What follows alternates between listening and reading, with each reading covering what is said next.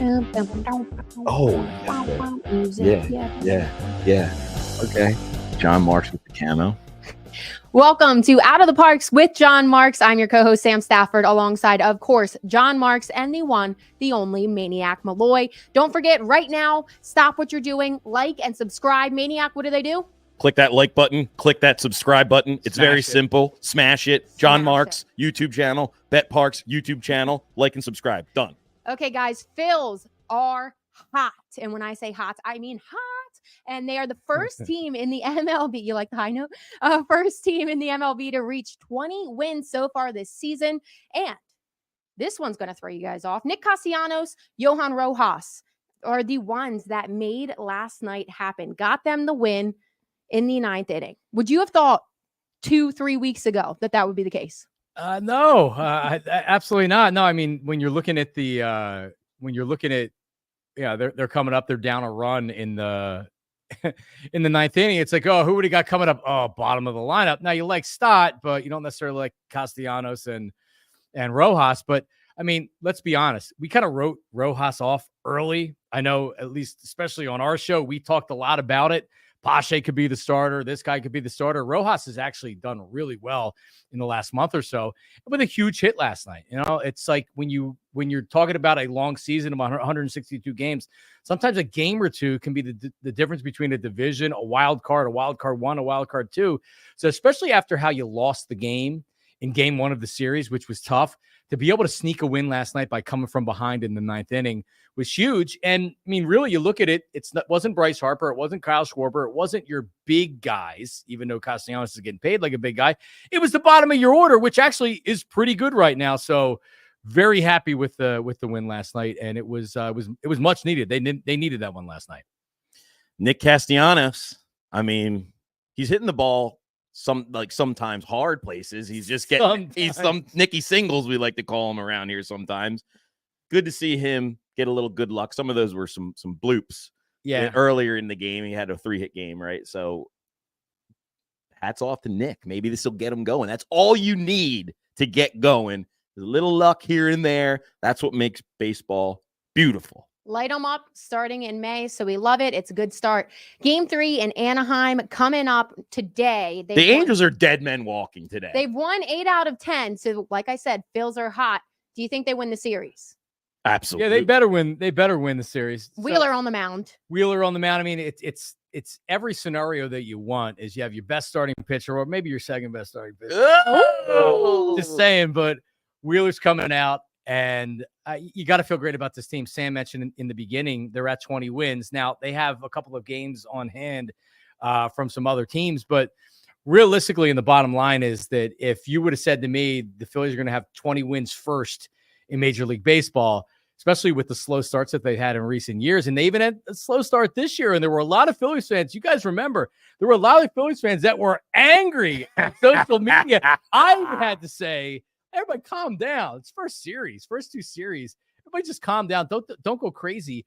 This is absolutely a good team that's going to be in the playoffs. They've exceeded my expectations. I did some finger wagging at Maniac Malloy saying, stop setting up Phillies fans for defeat. They're not winning the division. They can't compete against the Braves. They're not a good enough team. Hey, they're playing great.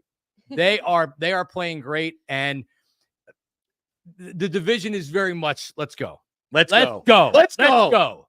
I mean, go back, though, to the weekend against the Padres. I mean, electric stuff. Just Alec Boehm, the hottest hitter in all of baseball. NL Player of the Week. So that's now back-to-back weeks of Phillies players, NL Player of the Week. And we might get a Player of the Month. We'll see how that comes out with Ranger, the way he was pitching. He's 5-0. I mean, we should have bet his Cy Young. I know. Now they got to be. I didn't check them today. They got to be down from plus 2,500, I would imagine. Yeah. I mean, it's been unbelievable, nice to watch, and not to mention changing the channel from seeing Big Balls Maxey throw a logo ball in from downtown, then flip the channel, 3-run score bomb. Man, that's right great. Back. That's summer right there. That's like beginning of summer vibes. Like beginning of summer vibes. I love it. You mentioned like they systematically that series against the Padres. It was like systematic what they were able to do. I mean, their starting pitching's excellent. Their hitting was excellent. And the Padres are a good team. We know that. And they went into San Diego, and it's not easy to go east to west coast and to sweep a team that has a ton of talent, a high payroll. And they've been hot. Yeah. The Phillies right now, and it's just, they haven't played this well or this early in the season so far during this run. Well, since 2011, is it the best start? I think I was just going to say at least the last 2 years. Topper took over, I think, the beginning of June 2 years ago, and then last year they didn't heat up till June. So it's really refreshing to see it start in April. And then Pat, you mentioned it. Mark wrote it in here for us. Ranger is plus 1,600 now, so kind of cut that. So when we started the Cy Young talk, he was plus 5,000. Yep. Currently sitting at plus 1,600. It got cut in half in like a week. Then it was plus 2,500. Now it's down another. Man, see, that's what, when you're looking ahead, it's like, it's always it's the guy that, I mean, and he's done it all. He just hasn't been fortunate with wins. He's been, every time he goes out there, he's dominating. Yeah. And then like you said, maybe the best pitcher on the team with Wheeler, but like, think about it. Like Wheeler's going up against the other ace, right? Now, Rangers got going up against the third guy for the other team. Typically, depending on how it falls, depending upon the day, but most likely not the ace of the other team's staff. Man, I couldn't be more confident when I see him. Oh, who's pitching today? Oh, I'm betting the Phillies. I'm going to bet the Phillies. I do need to stop the little bit of slander because Wheeler is still the favorite in the Cy Young race at plus 300. So that's true. Very good. No slander. Just saying, like, I feel more confident in a Phillies win every time. Do we need a show bet for Ranger? Do we need to get in right now? You're right. The right time to get in was a couple weeks ago, but it's not too late. Is it too late? No, wait till he gets beat one of these times coming up here in the next week or two. And these lines, obviously, courtesy of Parx, the Parx app, which nice plug. Thank you. Well, so Wheeler is pitching today, extra day off. We do have the Giants coming to town, and before we get into it, we have our guy Mark Feldman who did a little preview for us. So let's send it to Mark. Thanks, guys. The Philadelphia Phillies return home on Friday after their 10-game road trip to take on the San Francisco Giants. Now, it's not going to be an easy series. Since the beginning of the 2021 season, the Philadelphia Phillies are only 4-11 against San Francisco. But over the next 19 games, the Phillies have 14 games at home. So this is the perfect time to keep the good vibes rolling. So my question to you guys is this. What are the keys, in your opinion, for the Phillies to win 2 out of 3 against San Francisco and to win another series? Unbelievable chest hair. I noticed that. Unbelievable chest hair. Really elite chest hair. Great question. I want to hear your answer, Marks. Well, I have one key, and it's right here.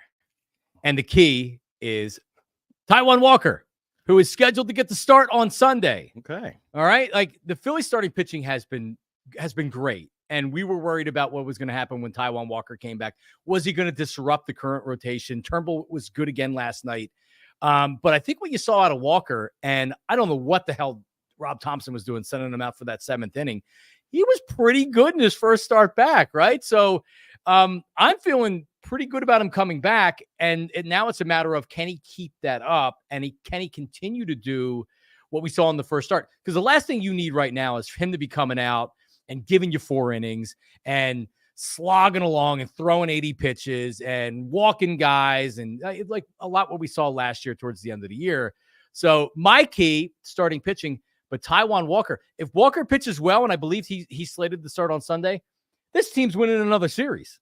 Before I send it over to Pat, I do want to point out that Phillies key was literally a Phillies key. Literally, so just in case you couldn't see it, was literally a Phillies key. So key to the Phillies right there. But Pat, I'm going to send it to you because you love Walker.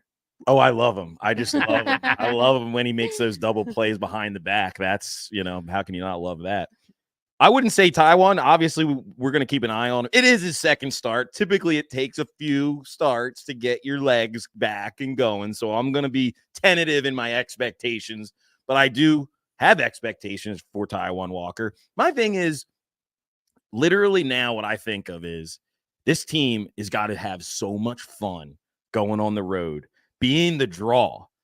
People are going to go out to Anaheim today to go see the Phillies, not the Angels. Who are you going to go watch for them? Brandon Drury? No. You're coming to see how far Kyle Schwarber is going to hit another bomb today. And the same thing in San Diego, I think. Now, the pressure's off when you're on the road and you can just be the show. Like you're in the show, you are the show. Coming back home, it's like a little bit more pressure. Yeah, you get like there's that home field advantage, sure enough, but I need them to just keep that same relaxed approach at the plate, keep the bats hot, don't let the pressure kind of get to you of coming back home and expecting to go on some tear at home because you're just at home. You'll get humbled really quick. We've seen it too many times. And I do like that. I was thinking of that as I was watching them out in San Diego. Like, man, how much fun must they be having going out there, kicking everybody's ass, and then go out in the gas lamp quarter in San Diego? Like, that's like, man, that's the stuff right there. And they are just such a great team. You know, you see everybody getting excited for Nick when he finally hits his first home run. And yeah, I mean, it's all coming up Phillies right now. Now you just got to stay the course at home.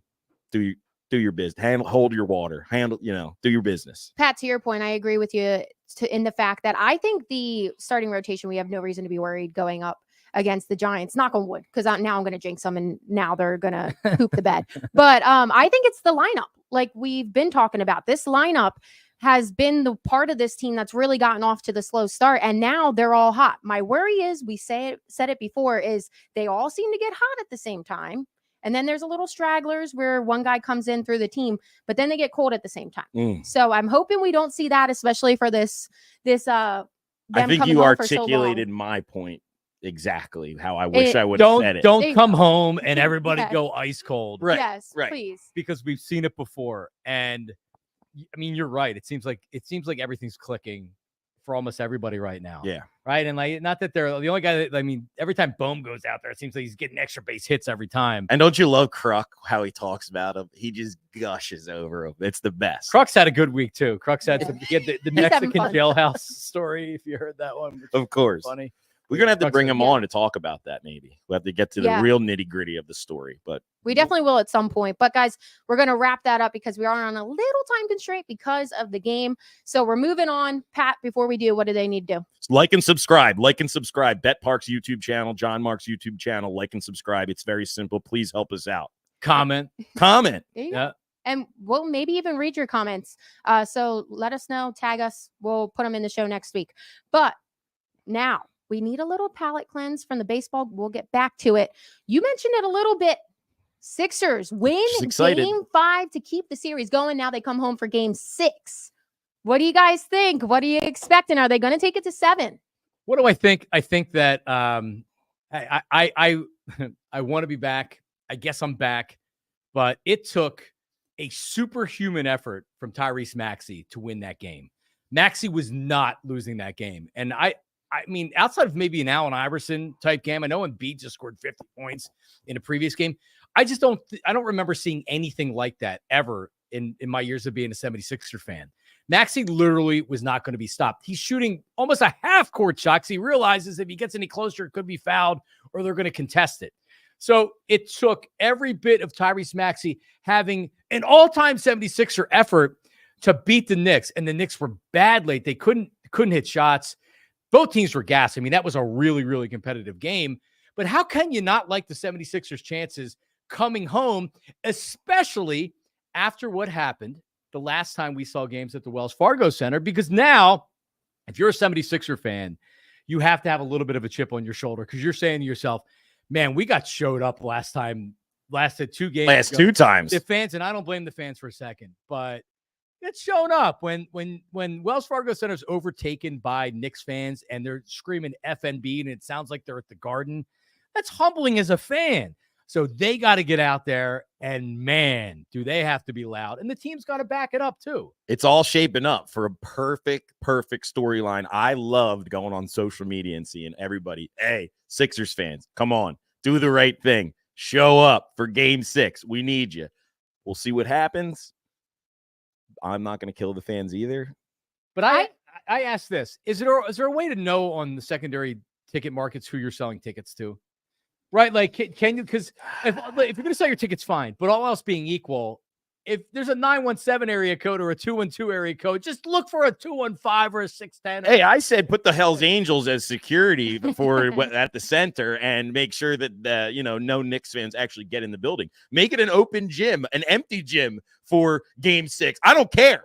We cannot have these guys come in and take over the stadium for Game 6. That will be pathetic. So I don't blame fans at all for not going Sunday because there were multiple reasons in it that we're finding out and everything. But I do think because it became such a big story, and then you saw the Knicks afterwards, like burning the towels and everything. Breaking the poor little flags. Yeah. So I think that because we saw that, on the flag. I think it's going to rile up Philly fans. And I think that Wells Fargo is going to lose their minds and it's going to be so loud. It also helps that it's a 9 p.m. game. So you got to wonder. It could be every bit of an insane asylum in that place. And it should be. It should be. I think back to the days when I would go with my cousin to see them play the Pacers and be up in the second deck. And that would be like, as for a young kid, like that was like a little chippy. And you'd be hearing crazy, crazy things being yelled. And for it to go from that to this, that'll be times 10 because now you have New Yorkers who have foul mouths, and like it's going to get chippy. The enemy coming down here, they're chesty, they're ready to win this. Knicks haven't been relevant in 25 years, right? So it's going to be fun. It's going to be fun, but let's not let it overshadow though what Maxey did in that game. I mean, a logo ball. I yelled it out from the logo and it went in, and me and my buddy were going crazy. Look, I have chills right now from the way that you just said that because you're bringing all the from the logo. And the 4-point play, the miracle at MSG. I mean, so guys, forget the fans and the showing up. I don't want to jinx anything, but it's because it would happen before our next show. Assuming they do win Game 6 and it goes to Game 7.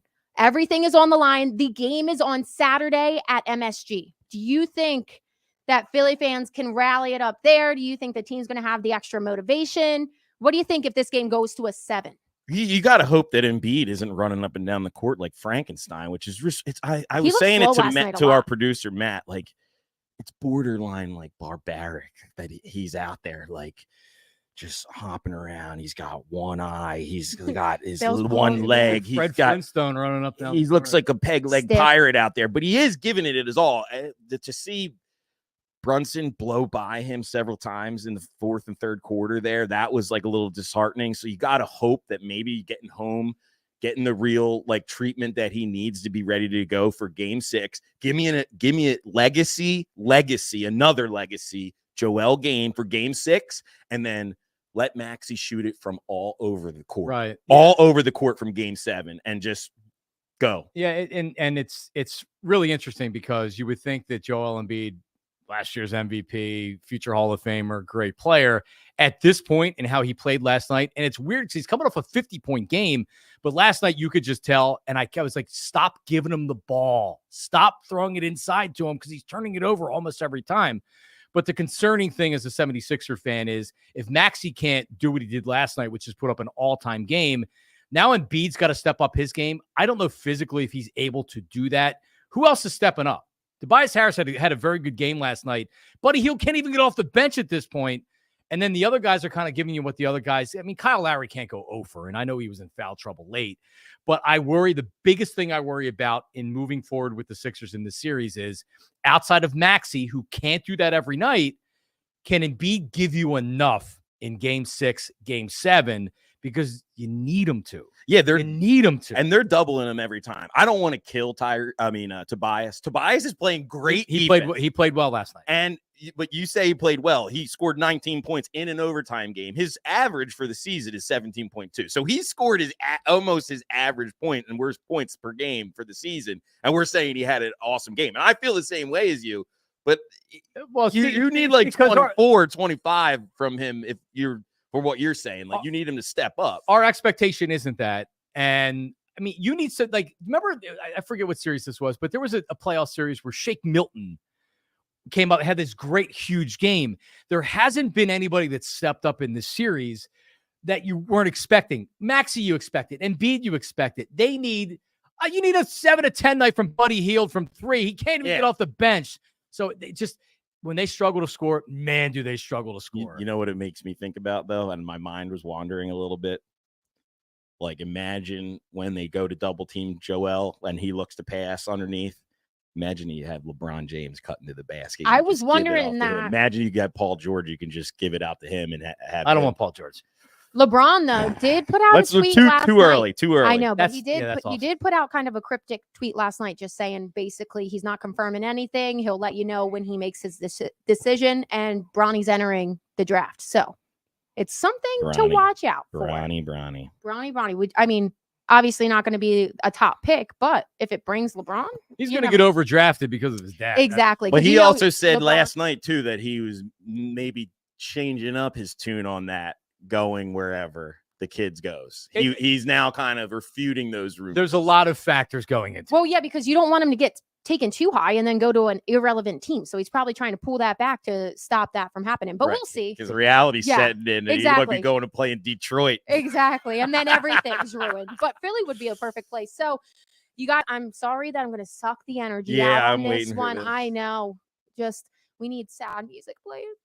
RIP, most likely. We don't actually know any confirmation. Yeah, but don't jump to conclusions yet. But Wally, the emotional support alligator, is missing. He was stolen.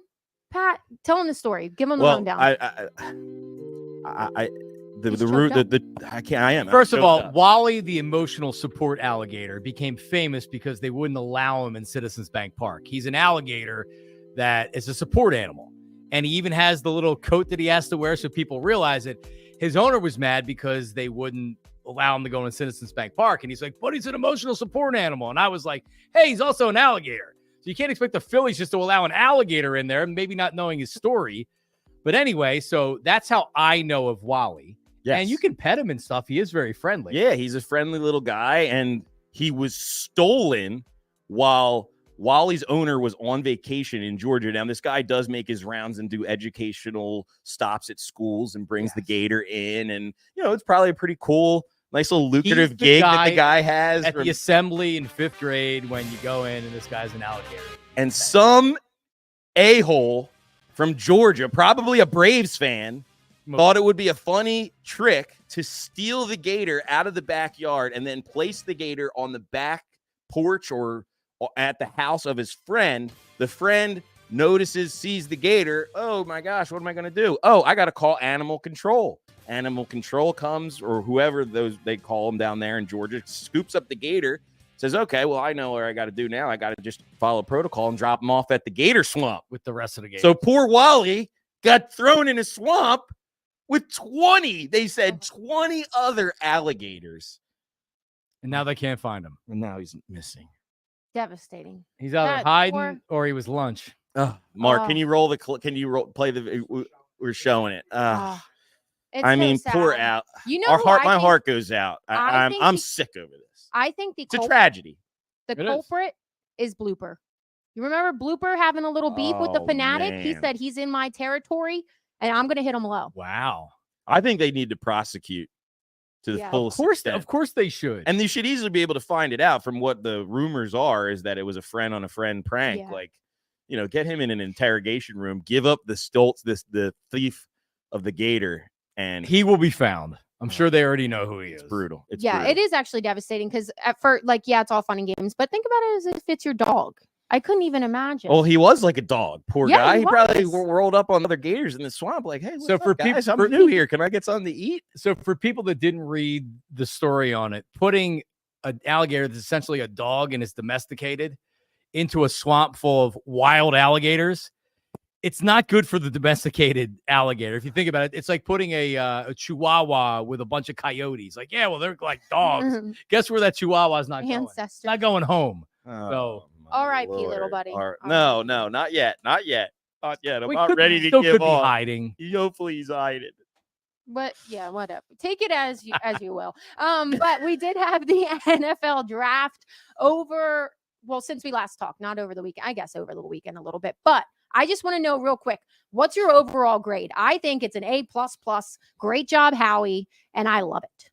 Yeah, I mean, I heard Nick Wright complaining that Howie's just using Daniel Jeremiah's next available guy on the NFL Network broadcast, which was actually kind of funny. But so what? Like, didn't we used to complain when they would reach on a player? Yeah. It's like, well, why are they drafting a player there? Oh, well, they were drafting like Marcus Smith. Marcus Smith is right on my mind. Yeah, they needed a defensive end. Trent Cole was leaving, and they went into the draft saying we have to draft a defensive lineman, a defensive end in the first round, right? So then they actually do it, but like he's a third-round draft pick, and then they get caught with their pants down because they don't have anybody else to draft, so they say Marcus Smith, right? So they actually take in a position of need. They take players that are easily the best available right there, and they take them, and yet some people are like, well, it's such an obvious pick. Sometimes the obvious pick's the exact pick that you should make. Well, that's the thing. It's so funny with all the analysis of who they should pick, and it's almost like, well, they should pick a cornerback here, so they're going to take a lineman. And then you're surprised when they actually do what you think would be like a really nice move. And kudos to Howie. What an unbelievable move. The brass on him to hang and wait till 22, not trade up, then see the corner starting to go, trades up, gets Cooper DeJean. Kool-Aid McKinstry goes like right after that. Terry and Arnold after Quinion, like unbelievable job by Howie, and not to mention Jeremiah Trotter Jr., a nice little St. Joe's prep guy. Shout out to the St. Joe's prep guys. And to your guys' point, there were so many times, especially recent, that everybody was just attacking Howie for overthinking it. It is simple. Go with guys that are proven and go. I mean, Quinion. You got it. Mitchell. Okay, I know. It doesn't roll off the tongue. No, we're going to just call him Q Mitch. Q. There we go. But no, it does. He was the little one that like you did have to actually think about just because he did come from a smaller school. And it is one of those things that a lot of people were like, why not the Bama guys and blah, blah, blah. But Nick Saban came out and said he was the guy that he was waiting for to enter the portal. Yeah. And Mitchell said in his after he was drafted that he didn't go into the portal because he was loyal and wanted to stay with Toledo. So I think that is Philly, and I love it. I love it. And he was very business-like when you saw him when he was, and then everything you read about him is just, he's just that guy. Here's the other thing that's really exciting is you're going to get immediate impact from these players. Yeah. Right. Like they're going to I mean, Mitchell's going to start and you're going to get DeJean, who he's going to probably play on special teams as a returner. He could be a safety. He's going to be like a CJ type where they're going to use him all over the place, especially early in his career. And man, did you see the videos of him playing basketball? Yeah, dunking on everybody. No, all he wants to do is dunk on people. Unbelievable. And he's not 6'5". He's like a shorter white dude for playing basketball. That didn't stop him from going up on everybody. They're gonna love him. He's got some swag about him. The first time he steps up and just absolutely just decleats somebody. That stadium is going to so great. Insane. I gave A++. A++ all around. Now I want to change it up. I want to get your guys' thoughts on this. Mark, can you play the clip from the Twins? The Twins have a rally summer sausage. I want to hear what you guys think of rally this. Summer sausage. Tangy sausage is what it is. I actually looked at the package yesterday. This is Rocco by Daldelli, manager. I saw this. Like. It's bringing us a lot of hits and runs and stuff, so I'm all for it. I mean, for anyone that hasn't been following, it's a substantial packaged, huge sausage that Jeffers has been carrying around in his bag and throwing at people when we score runs and hit homers. So I'm all for it. I'm slightly concerned as like. I'm not even an adult, but slightly concerned as like more of an adult than maybe some of the people in the other room, that the package is going to open up and the thing hasn't been refrigerated in many days. And there's no doubt that when that thing opens up, whoever's touching it is in deep trouble. Like that thing is there's no doubt in my mind that we are carrying around something that is very, very unhealthy to the human body. Well, as it turns out. All right, first of all, how can you not be romantic about baseball? Okay, number one. Number two, fact check, Rocco. It's a summer sausage. To my understanding, I believe that summer sausage is a sausage that does not need to be refrigerated. Until it's opened. My question is, if you're a guy that maybe is in a little bit of a slump for the Twins, you hit a home run, are you taking a bite of that sausage? No, you're going to ruin it. Keep it going? Yeah. Somebody's gonna have to eat that thing soon enough. I thought you were gonna say you want to bring in a sausage and we can have an Out of the Parks with Jon Marks sausage that we carry around, throw it at each other when you have a good show. It is. You talked about baseball. It is one of these weird quirks. Where like what did the Phillies have a couple years ago? They had some kind of a plant or a tree. Yep, yeah, the bamboo Brad. Yeah, bamboo Brad. Yeah, Miller, yep. Bamboo Brad. Locker room guy. Ryan Jeffers, catcher. Yeah. Locker room guy. Glue guy. Well, don't the Twins stink though? They're on a streak. Oh, that's why the sausage is gaining 9 in a row. That's why the sausage is gaining legs in a row. Wow. Now they play a lot of games against the White Sox, but You guys, I do want to just admit when Bryce Harper got injured and then went to Lehigh Valley, I think it was 2 years ago, there was that hot dog straw. And Pat, you know what I'm going with this? Drinking beers out of the hot dog. I did it. Out of you. I did it one time, and the grossest thing ever they don't tell you is when you actually make the hole with the straw through the hot dog is the little like hot dog that comes out of the straw. Yeah, the inside of that. I kept it for probably about a year and a half, and it was gnarly. It was How gross. did the beer taste out of the? It was actually like you can't really taste it. It's salty, so Yeah. it wouldn't be bad. It's hot dogs just and gross beer go looking. together. That should be like the flavor of a cereal or something. Now, if you boil hot dog water and drink that, Oh, that's something totally different. That would be terrible. I think they're starting to can that up and sell it. I will say, everybody talks about how bad hot dogs are for you. My grandmother lived to 98, and she probably ate like a hot dog almost every single meal for the last 10 years of her life. So take that for what you will. Hey, Shout out Philly Grandma. Captain says he eats Yep. about 150. Is that right? Yeah. So nitrates aren't bad for you. It's all the other stuff. All the other Yeah. stuff. Everything's good in moderation. Unbelievable. That's what they say. The Phillies need something like that. Pat, tell them what to do.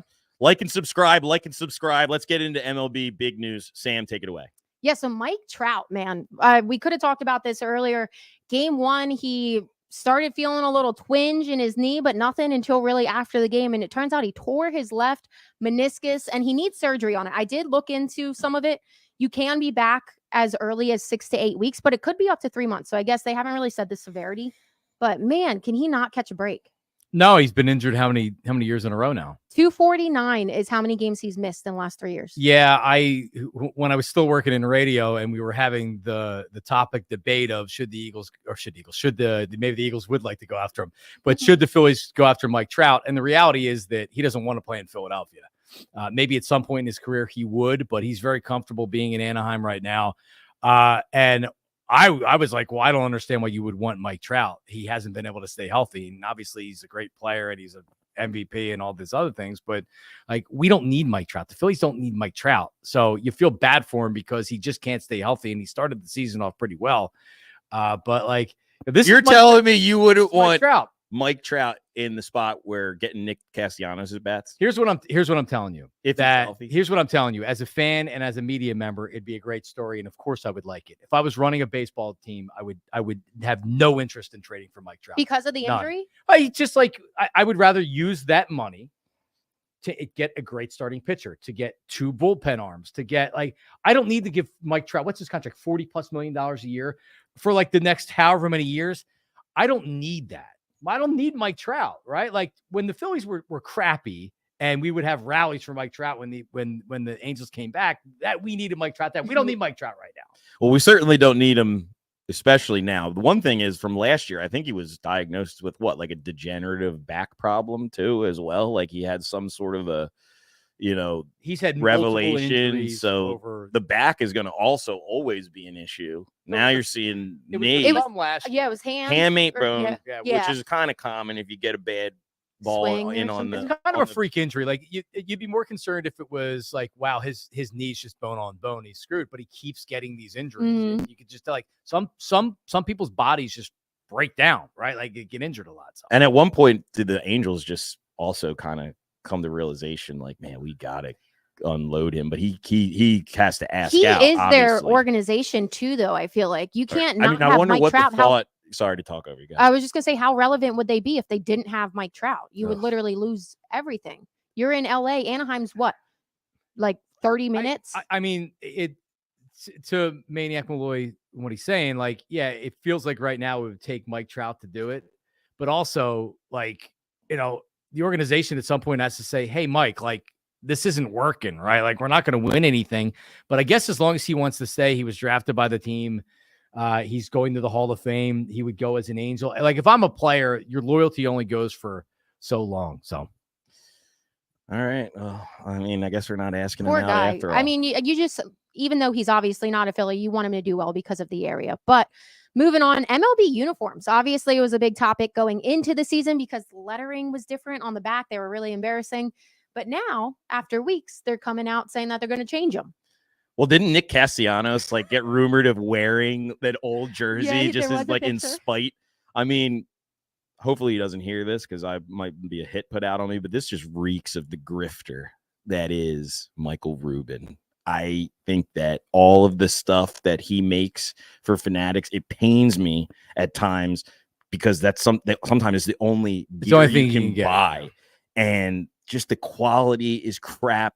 I mean, and it's one thing to get away with the quality for the fans being crap, but then to have guys running around with their you-know-what showing through their pants. Yeah. Like, and then you look like a bunch of little leaguers with your shirts tucked in. Right. It's an absolute disgrace. And that was picture day when they weren't sweating. And like, so what did you do? Know. You cut back on the quality of the garment to make money? So here's what you do. You use a different prison camp to make the players' jerseys, right? Use the higher quality prison. And then for the fans, and you want to give them the crappy stuff, then you can go to China. Hey, I got mad beef. No, it's embarrassing. It really is. It's embarrassing. And I mean, like, Major League Baseball, I mean, you want every fan to be able to go out and get a jersey. Like, my girls, when we decide what we're going to get, I want to go out. I want to get them a high quality jersey that they can wear for many years, right? I don't want to get something from Fanatics because, like you said, Maniac Malloy, sometimes you don't have an option. You don't have a choice. It's like, that's what you have to order from. I just can't believe they can't figure something like this out. And, I mean, the real embarrassing thing is, like you said, this is the players. This isn't some schmuck like me that's going to pay $100 regardless because I want it. The players, it's like a Halloween costume you get from whatever Weird Halloween, my favorite store. I have a membership there for all my little costumes. Actually, I bet you got that from there, I think. No, it is a great point, though. Like, if anything, take it away from the fans because we'll probably still buy it anyway. Not the guys that are actually worth millions of dollars as well. Like they just need better quality stuff. Like I mentioned, too. They were see-through on picture day. Imagine when they're sweating in July. I said that on Twitter, and somebody was like, if a guy said that, they'd be getting in trouble, blah, blah, blah. And I don't mean it like that. It's literally. Well, like, it's just ridiculous.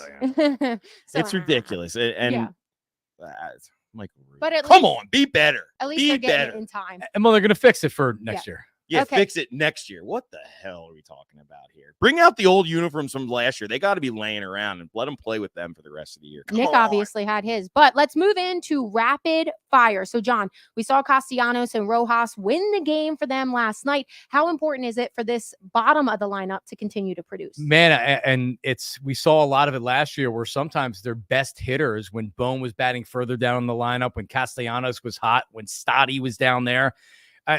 Here's the thing, and here's what's very dynamic about the Phillies is you're not just relying on Bryce Harper and Kyle Schwarber and your big bats. The bottom of this lineup has proven that they can continue to rake, and we saw it with Stott last night. If Rojas has figured this out and he can hit 260 or 270 like he's doing right now, look out. But I feel very confident with the bottom of this lineup. They're looking good right now. We talked about it. The Phils are hot right now, but still second in the division. How concerning is that? What do they need to do? Man, not concerning at all. They've exceeded the expectations so far for me this season, and now it just becomes you're playing the long game. 162 games. It's a long season, injuries, everything else. But so far, the Phillies starting rotation, and now we have a sixth starter that's there. So far, the Phillies rotation has shown and given you a lot of confidence that this team can do this all year long. Should Alec Boehm be considered one of the top third basemen in the league? Oh yeah, he should be. The way he's hitting right now, he has made the jump. He was a top 5 draft pick for a reason. He has made the jump from being like, all right, he's still learning to, all right, he's getting more mature. The World Series year where he was able to turn things around last year, and then this year, you're seeing the best hitter on the team right now. I mean, like, obviously he's going through a great stretch, but Alec Boehm easily is in an all-star pace right now, and he is one of the top third basemen in all of baseball. Wait 1 second. Real fun fact. quick fun fact.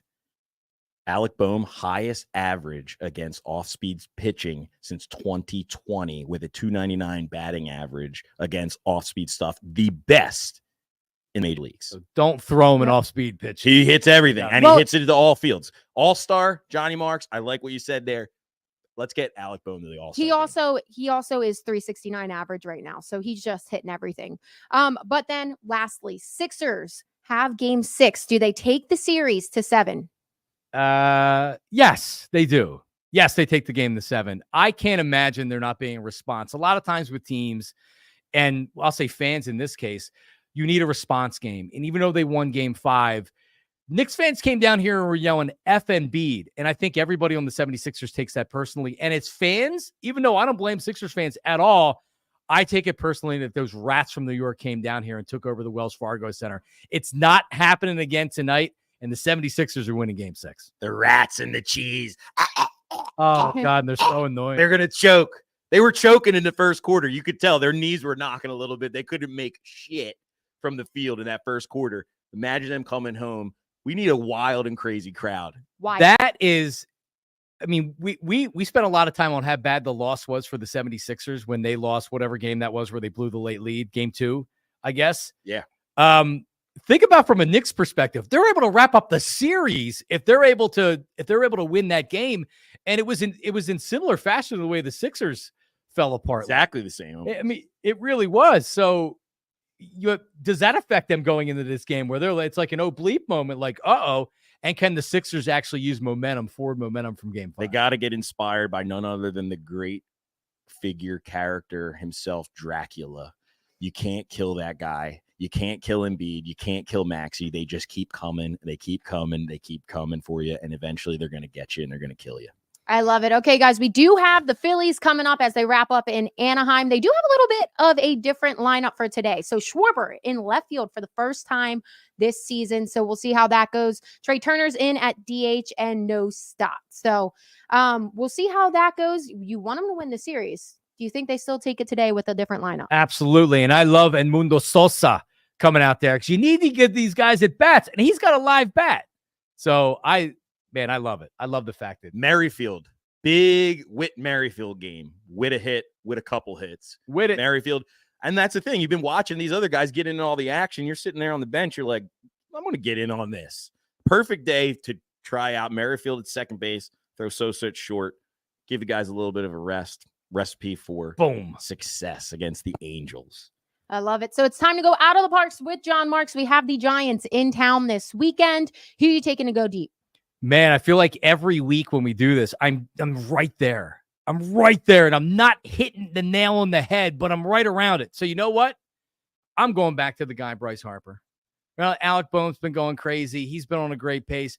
Harper's been a little bit cold here over the last couple games. I'm going to take Bryce Harper going deep. Go deep with Bryce Harper this weekend.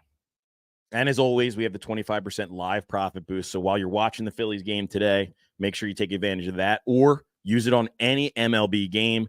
We got the happy hour Friday boost. It's been a little rocky of a start, John, to say the least. This has got to be the week. We got to get back to winning, and the Phillies play at 7 o'clock, so we will be able to utilize the Phillies game. So make sure you look out for the happy hour odds boost, the super boost from me and John. We'll even go live on Instagram to remind you guys. I'll probably be at the Little League field setting up in the background, so that'll be a good backdrop for that. Get the boys up and ready on what's to come.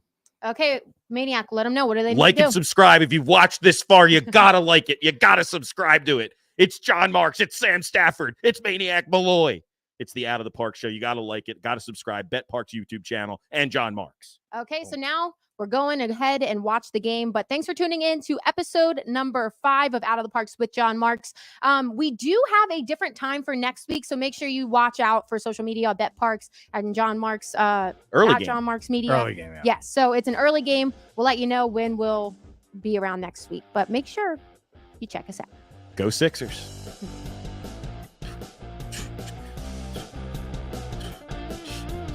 Shave this